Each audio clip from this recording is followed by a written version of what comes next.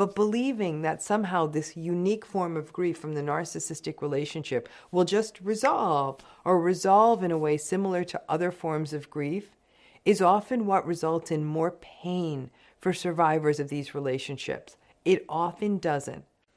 I'm here to offer you a deeper way to think about radical acceptance. So I recently had the pleasure of having as a guest and having a conversation on the Dr. Ramani network with the esteemed Dr. Gabor Mate.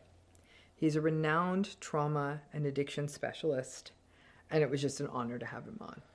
We were talking about various aspects of emotionally abusive relationships and this idea of relational trauma. But he came back to a point which I have read in his books and I've heard him make before, but I think it bears mentioning here because it was such an important point, right? If you know his work, you've likely heard what I'm about to share before. But in case you missed it, and specifically how it ties to the experience of being in a narcissistic relationship, the simple truth, as he puts it, and it's so important, is that there is no pain-free path. What does that mean?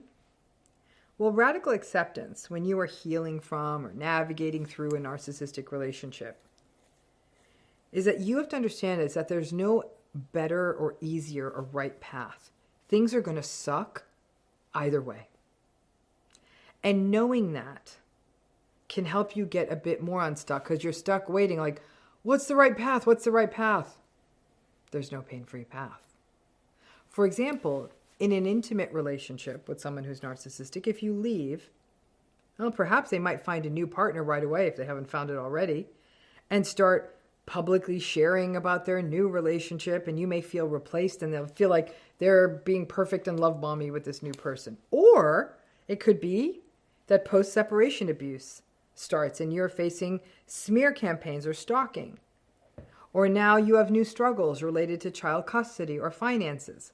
Well, the other path, if you remain in the relationship, well, it's the same old, the same arguments, the same gaslighting, the same manipulation, the same invalidation, the same emotional abuse. In a family relationship, for example, if you keep showing up as usual, it's the usual criticism and triangulation and entitlement and arrogance and guilting and shaming. And if you disengage, though, and decide to take that path or even go no contact, then you may lose other family members you care about. You may feel quite alone in the world. You may lose a sense of belonging. You may be criticized by the world for stepping away from your family. You may feel overwhelmed by a sense of shame. So you get the idea, right? In a narcissistic relationship, once you get it, once you see it, frankly, there is no pain-free path forward. And that makes it very clear to me why radical acceptance is so difficult. We throw it away as a term, but it's really difficult because once you see it, you may wonder like, okay, well, this sucks. I knew that because it didn't feel good. Now that I see it, I'm learning that there is no good path forward. Both paths hurt. Yes, they do. However, seeing what the patterns are in a relationship, understanding them, understanding what they're doing to you, becoming clear on what had to happen to you, what you had to do to give up, to attach and remain in this relationship. I truly believe it carries something that ultimately is a win. A win to having a fighting chance of perhaps being able to live more in your authentic self, to not have to keep abandoning yourself in the name of a relationship, to have the opportunity to build healthier relationships. But like all good things that are related to growth, it sadly requires a rather difficult pathway.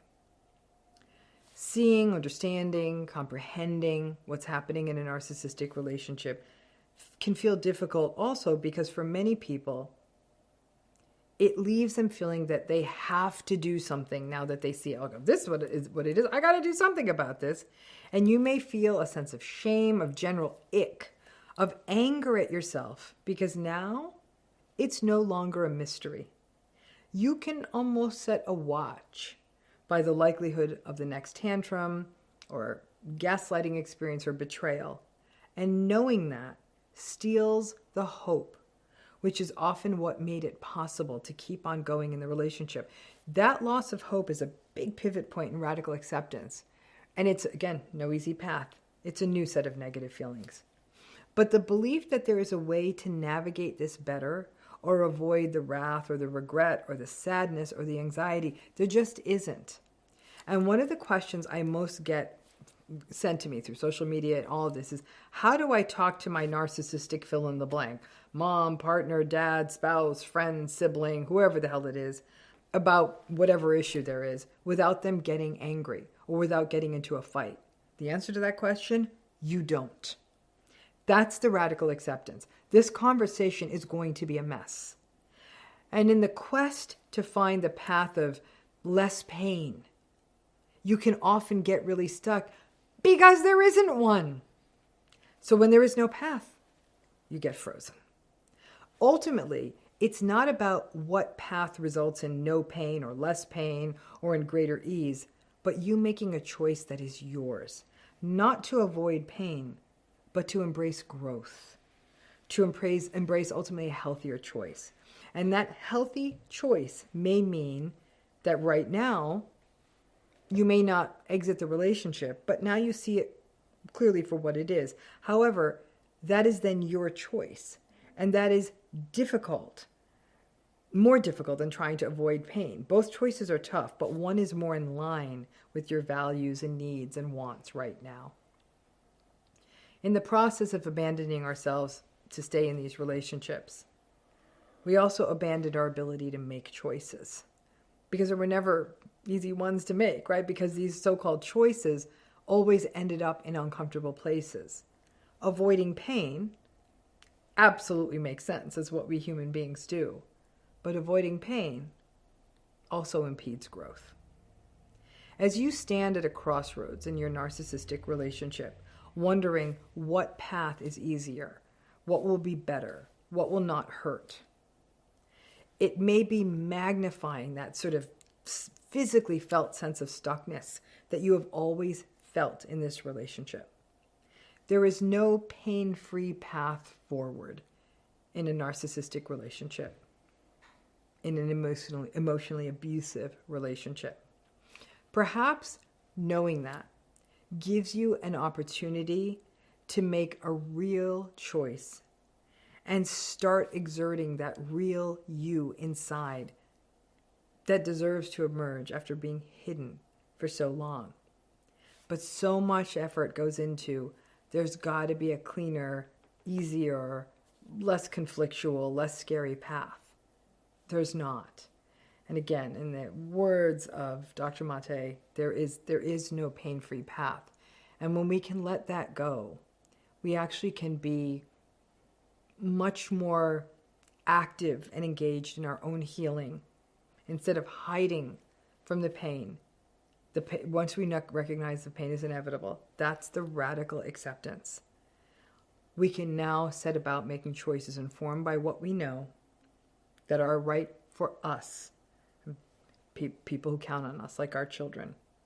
But understanding that, and so when you do make the choice and it does hurt, you may look at the other one and say, wonder if this would be easier. It would be different, but it would still be painful. So here's a question. We all say narcissistic people don't change.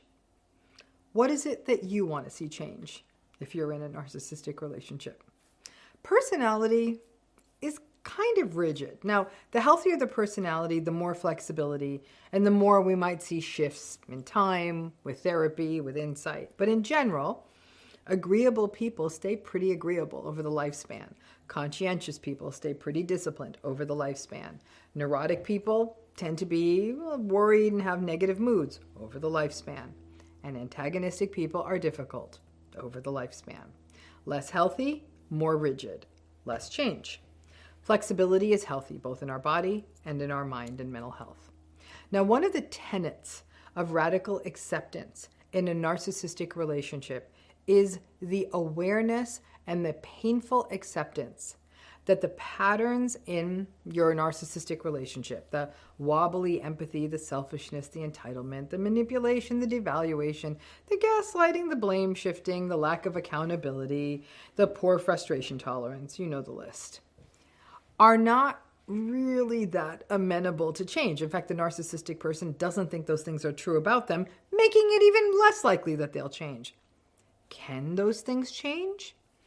I mean, maybe if the stars line up and the proper therapist is found and the narcissistic person is willing to be vulnerable and commit to therapy and has the resources, financial resources, to go into long-term therapy and has enough self-awareness to do the work and is aware that change is needed and is willing to do the work and is willing to be accountable, especially on the days they don't get it right. That's a lot of ands.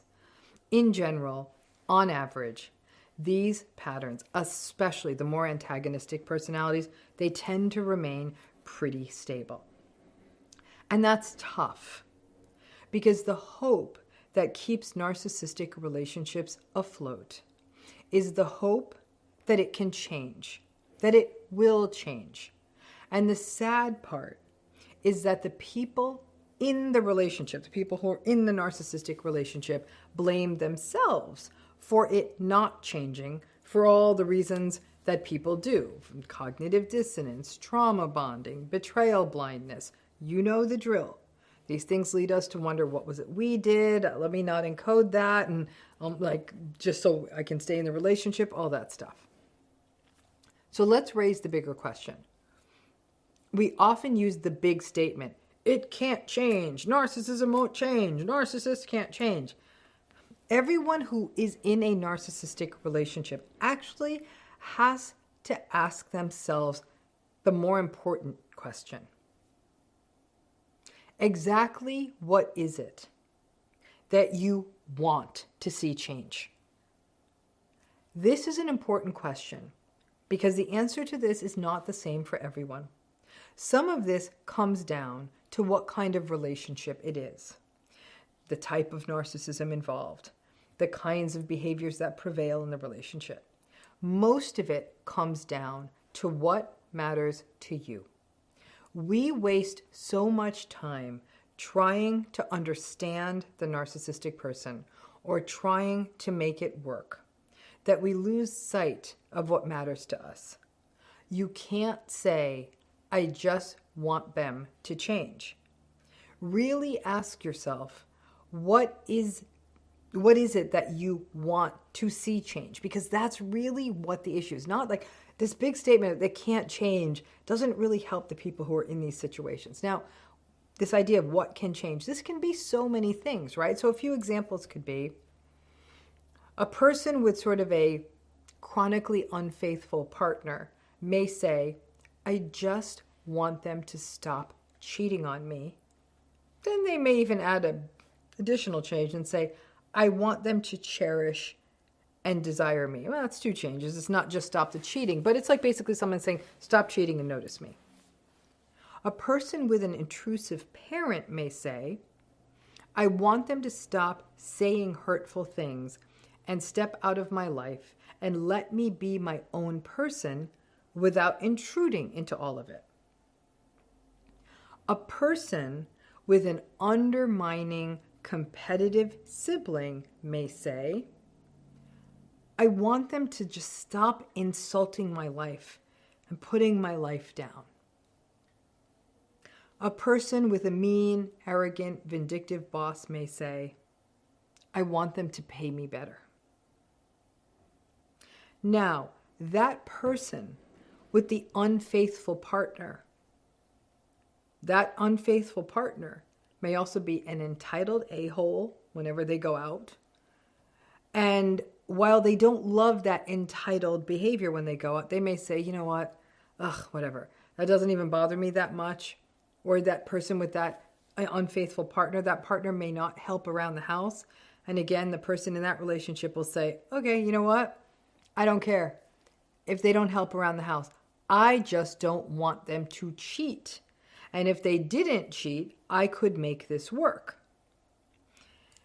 The intrusive parent May also be a person who brags about their expensive stuff and their expensive house and their expensive vacations.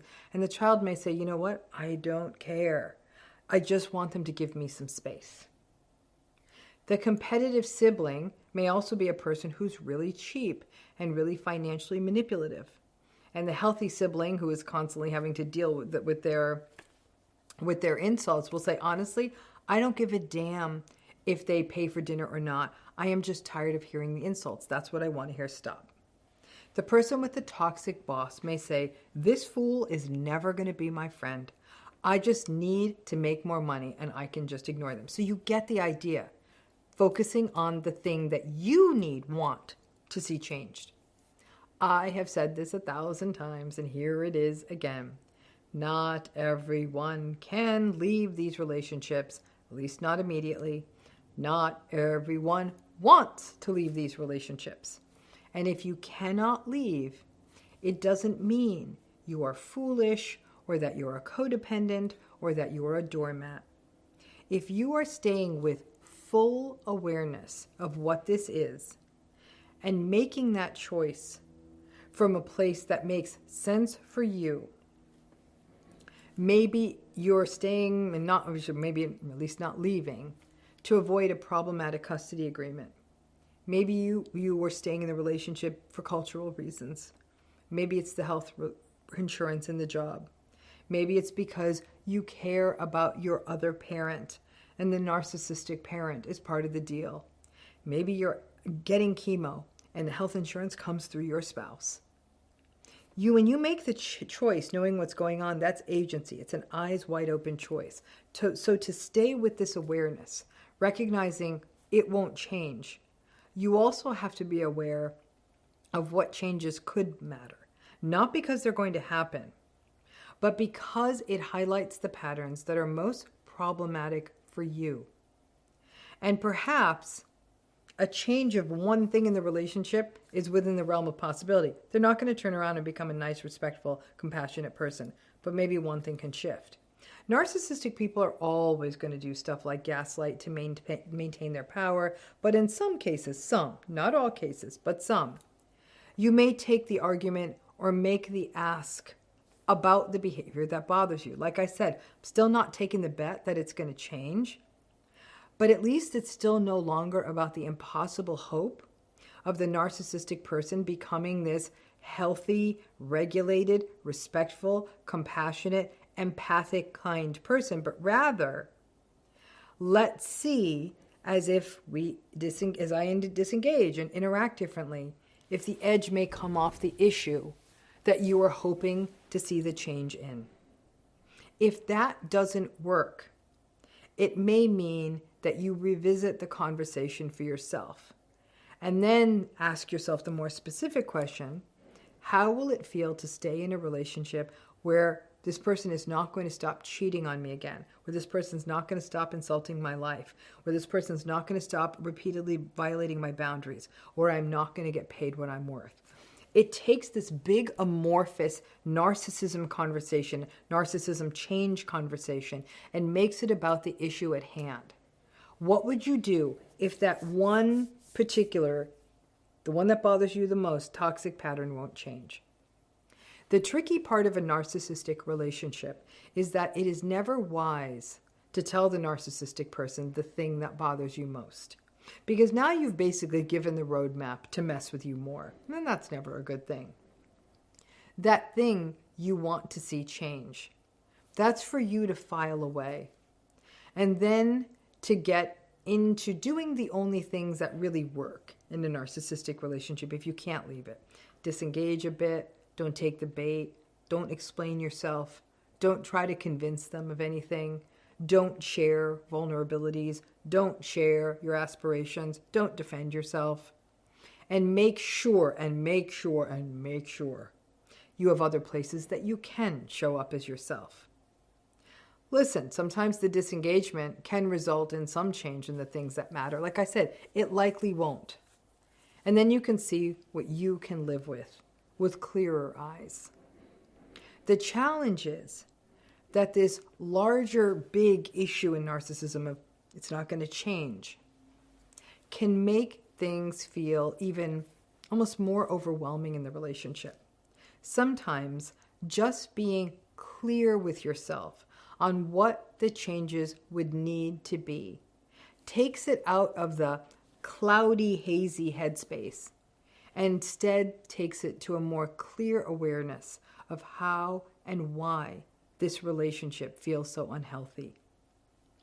It's not unusual for survivors to blame themselves and say, well, maybe I am asking for too much when I ask them to change.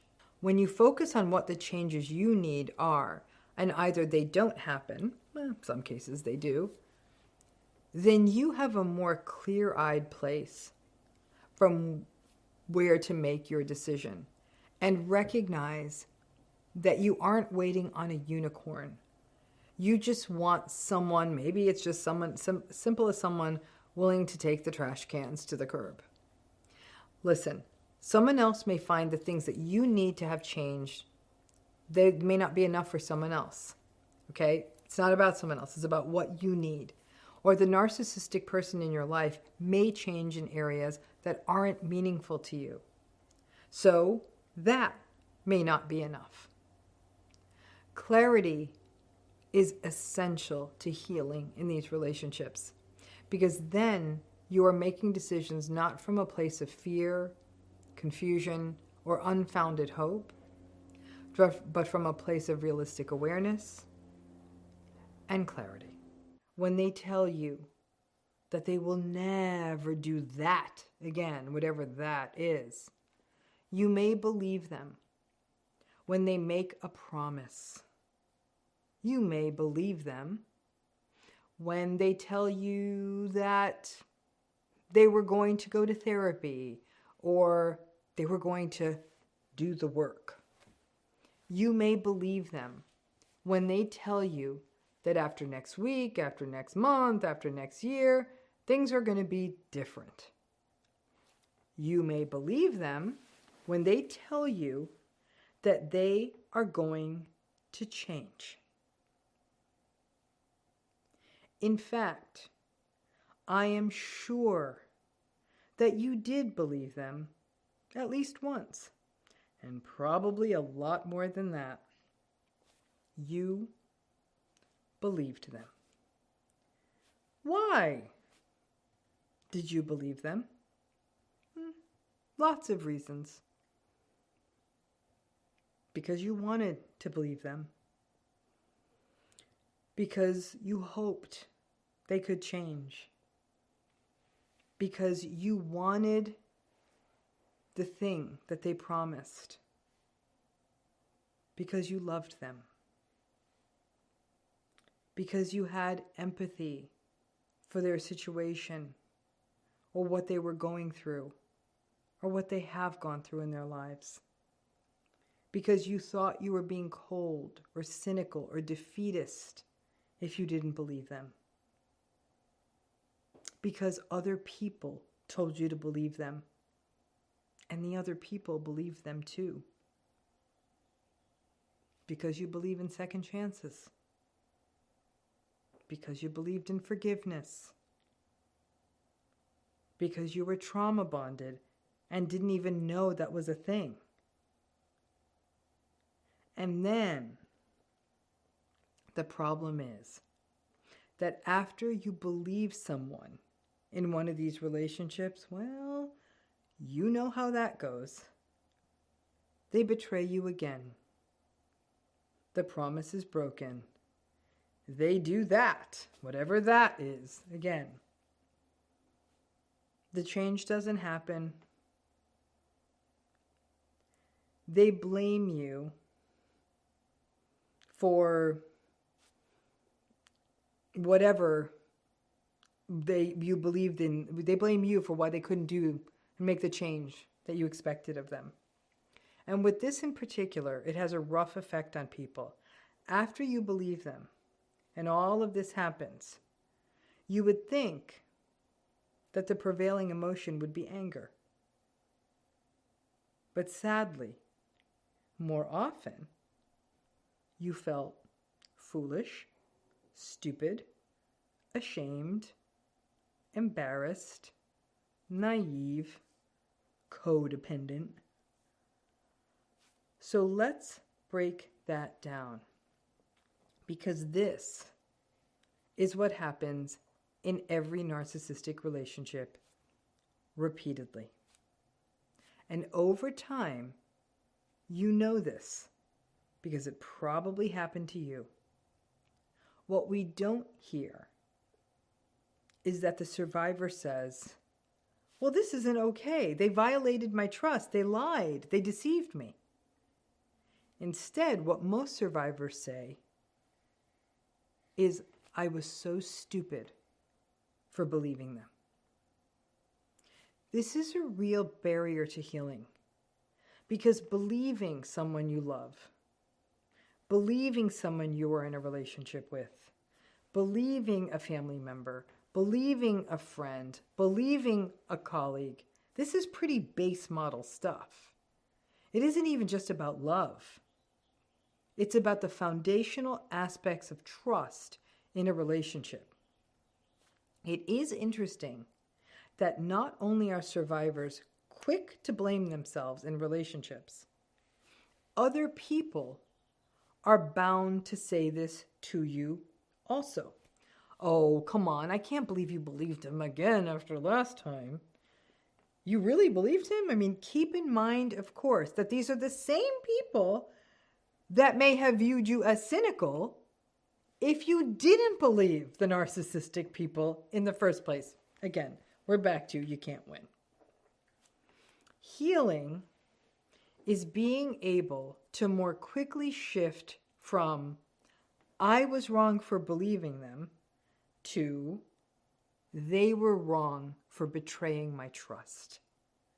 And listen, the real win is that you go right to they were wrong for betraying or lying or repeatedly breaking promises. But that is not realistic. We tend to go through the self-blame phase. That's part of the grief. And then we work our way to the next. But to be able to step back out from that idea that I did the bad thing for believing someone who promised me something, I can sort of get that if you believe that a spam email that came to your inbox promising you a $100 million inheritance if you just send $50,000, I can get that, but this is not that. This is about believing someone whom perhaps you were raised to trust, or have a family with, or have had a long friendship with, that you might have known for 50 years. It doesn't feel good to slowly recognize that a relationship we are in, a close, important relationship, it doesn't feel good for that to feel like a grift. So blaming ourselves moves the onus and culpability to us. It gives us a little more control, and strangely, it can make the world seem a lot less scary, because then maybe we can fix it because we're the problem. But there's a big cost to doing that. And that is that you slowly build up this identity of yourself as foolish or naive or a sucker or a doormat. And that in the long term, that is going to affect how you go through life and go through relationships. This mindset can also keep us stuck in toxic relationships because we do blame ourselves, saying things like, I was foolish for believing them. Again, viewing yourself as the weak link in the chain, and then that's not true. Empathy and compassion, which are important values for many healthy people, can actually make you more likely to blame yourself for believing in someone. And the twisted part is that if you don't believe them and you tell them that you don't believe them, well, then it's gaslight city. And they'll say something like, see, the problem is you. You are so cynical. You are so untrusting. You are so cut off. Blah, blah, blah. The win is to learn to not believe them, to not blame yourself when they do you wrong, and not let them know ahead of time that you don't believe them. You don't want to give them that tell. It's like living in a perpetual game of guess the liar first. You can't let them see your tell, and you have to literally plan your life around their upcoming betrayal or broken promises. Now, this is not a long-term sustainable strategy. Remember, it was the person in the relationship, whomever they are, your partner, your spouse, your sister, your father, your best friend, your cousin, your business partner. It was the person in the relationship who lied to you, who betrayed you, who future faked you, who kept you around on the basis of a false premise. That's not okay. It's their behavior that was not okay. It's easy for us to think of ourselves as an easy mark or as foolish while we are in these relationships or afterwards. It is easy for us to think of ourselves as Charlie Brown running to kick Lucy's football. We can sit there and say, I should have known better. It isn't about knowing. My guess is that earlier than you ever recognized, you did know better. But knowing and feeling are not the same thing.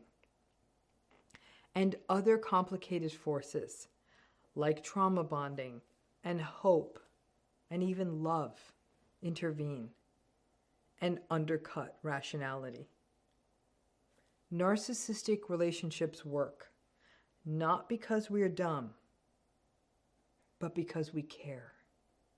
And we want to believe the people that we care about. Does that mean that healing means you stop caring? Hell no. Because that capacity to care is an integral part of you as a human being who's going to go forward to connect with other people, healthy people. But it does mean that you stop kicking yourself for believing someone who was selfish and entitled and didn't have empathy and who was a top-notch betrayer and manipulator, and instead see that who they are is someone who is willing to do this. And that is a them thing. And we can say it together.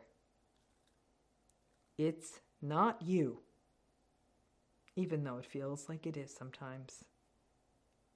How does that old saying go? Don't hate the player, hate the game. You can actually be mad at both. Just don't hate yourself for the simple act of believing in someone you thought was safe, that you cared about, or that you loved.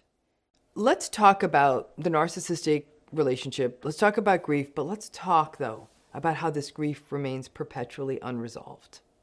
If you've been through a narcissistic relationship, especially with a long-term committed partner or close family member, you know from grief, right?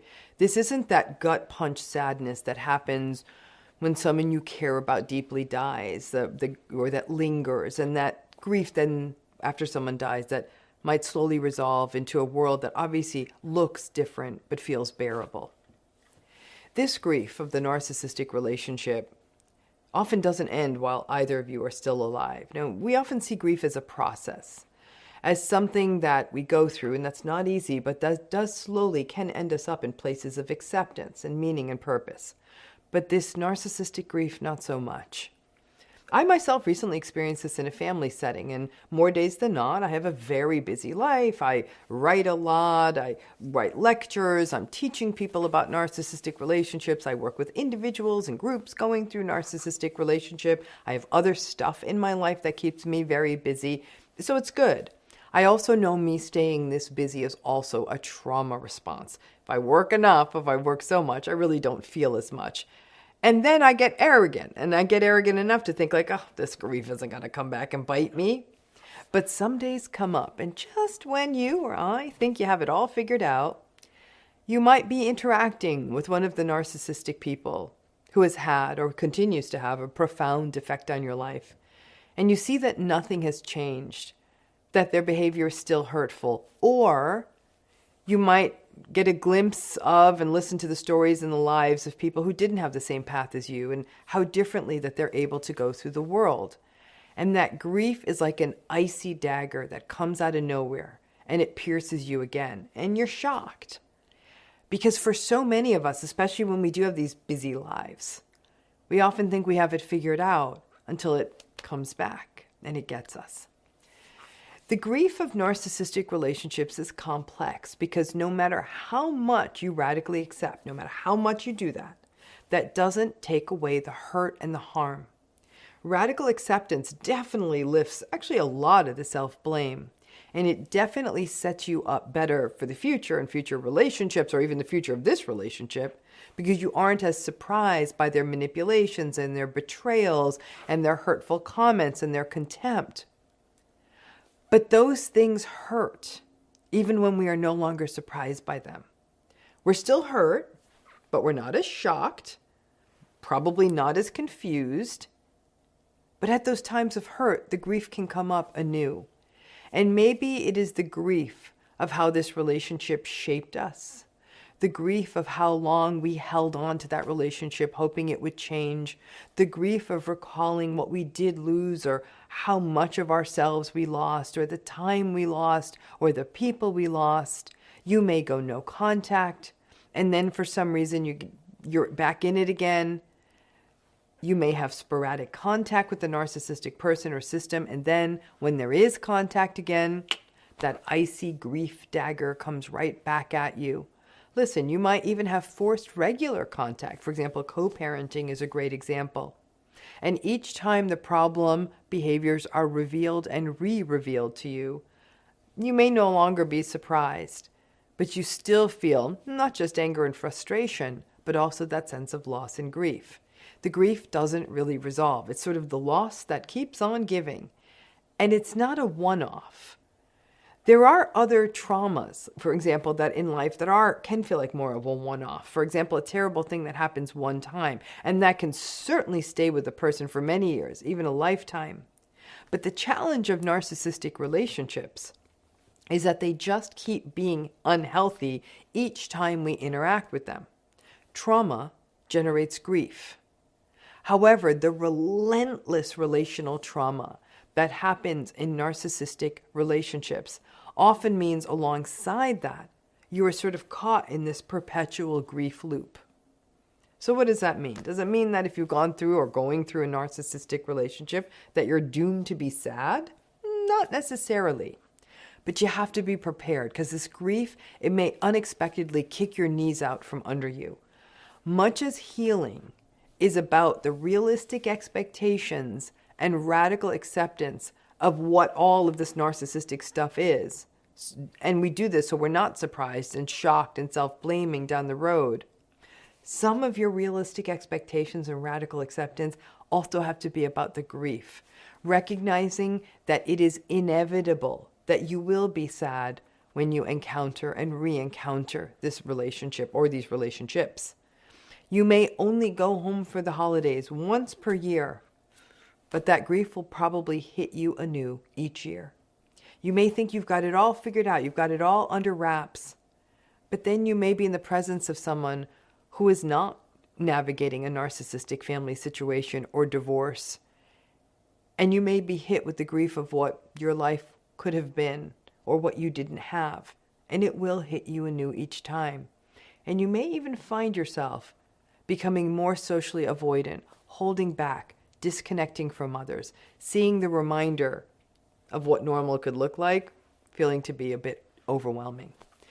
In a way, I think it's unfair to set survivors up for the unrealistic idea that this grief can just resolve and be brought to a soft landing. I think it's healthier and more honest and safer to recognize that this grief is going to come flying in from time to time, at anything from a family event to a social media post to a quick conversation you have with a friend that you haven't seen for a while and that you might run into at the grocery store. The grief is sort of a fellow traveler that's more often than not under wraps. But when it comes up, it becomes important to register it as what it is, a reminder of tremendous loss that is often ongoing, and to meet it with self-compassion. Lots of folks face down the unresolved grief experience of healing from a narcissistic experience as evidence that they have not healed. It's actually more realistic to recognize that this grief doesn't really resolve as long as you do have some form of contact with the narcissistic person or system, or are reminded of what you did lose because of what this relationship was about. If the grief keeps coming back up, it doesn't mean you haven't healed. It's just a reminder that healing's messy and complicated, and it's definitely not linear. And there will be days and weeks and times of year and times of life that are harder. And the hardest part is that most other people around you won't clock what's happening to you as grief. They're going to take the ridiculous stance of, well, they're not dead. You could go talk to them. Or, when are you going to let this go? It's been a long time. They're not going to change. Just deal with it. All that kind of feedback. In many cases, all of the hope we hold for change or a different response from the narcissistic person, it doesn't go away. And that tiny seed of hope, coupled with the recognition of how this relationship affected you and what you lost, makes this a painful grief loop. More days than not, you will be fine. But when it sneaks in, slow down. Give yourself time and space just as anyone would when they are allowed to grieve in a way that society lets people grieve when they have lost people to death. So that each time you experience the reminders and harms of these relationships, those old wounds and losses are activated, so you need a way to remind yourself that this is loss. But believing that somehow this unique form of grief from the narcissistic relationship will just resolve in a way similar to other forms of grief is often what results in more pain for survivors of these relationships. It often doesn't. And that doesn't mean you aren't healed. It doesn't mean you aren't healing. But it's a call to action on self-compassion above all else, and a recognition that something very real happened to you that hurt you. And on top of that, that something real is often something the world is not willing to recognize. Rarely is there that concept of closure when a narcissistic relationship ends, or even when one of these relationships persists. There is no revelatory, see the light, deathbed confession or anything like that.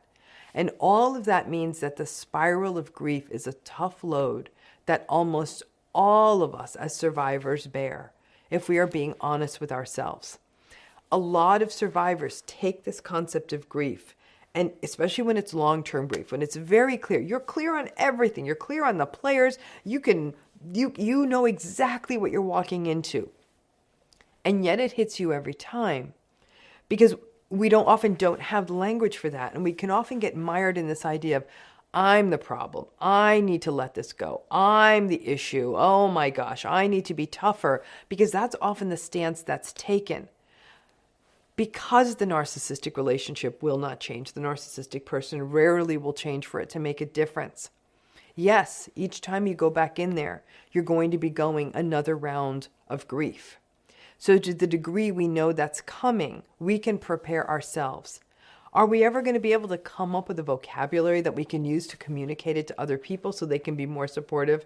Probably not. I mean, that's a real problem and that survivors have to endure. But at a minimum, the key is that when it comes in, that you can catch it and say, whoo, that one's taken me down for a minute. And as someone who recently experienced this, I have to say that it was very much I felt it. It was like this unbelievable fatigue. Ironically, I ended up getting sick in the weeks afterwards. So it really does take a toll, but being willing to acknowledge it for what it is and recognize, like the death of someone, we can't bring them back. That is not the fix to grief. But being with that emotion, when someone dies, we have rituals and routines, and we often allow ourselves to slow down for a minute. It's harder to do that when it's a narcissistic relationship grief, because it comes up from time to time. And no, you may not take weeks off from work or days to figure it out, but even a few hours where you're like, I need to be gentle with myself. That was not easy. That brought up a lot of old stuff for me.